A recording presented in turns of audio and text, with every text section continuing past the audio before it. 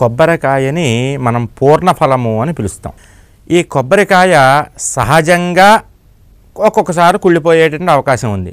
కానీ మన హైందవ ధర్మంలో ప్రత్యేకించి మన తెలుగు ప్రాంతంలో కొబ్బరికాయ కనుక కుళ్ళిపోతే ఏదో అరిష్టం రాబోతోంది అనేటటువంటి భయం చాలామందికి ఉంటుంది.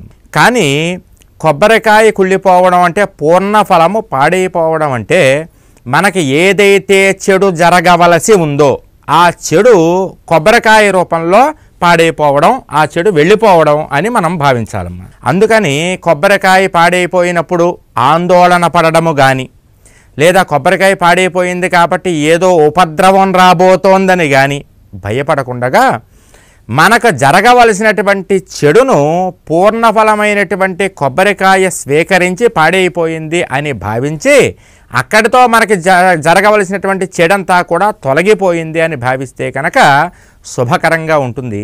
అదేవిధంగా కొబ్బరికాయలు అనేటటువంటివి సహజంగా ఎక్కువ రోజులు కనుక నిలవ ఉంటే పాడైపోయేటటువంటి అవకాశం ఉంటుంది. కాబట్టి కొబ్బరికాయ కొట్టే ముందే ఒక్కసారి ఆడించి చూస్తే మీకు తెలిసిపోతుంది నీళ్లు శబ్దం వస్తుందా లేకపోతే పాడైన శబ్దం వస్తుందా అనేది కొబ్బరికాయ చూడగానే కూడా తెలిసేటువంటి అవకాశం ఉంది. కాబట్టి కొబ్బరికాయ చెడిపోవడం అనేటటువంటిది ఎటువంటి ఉపద్రవము కాదు, ఎటువంటి దోషం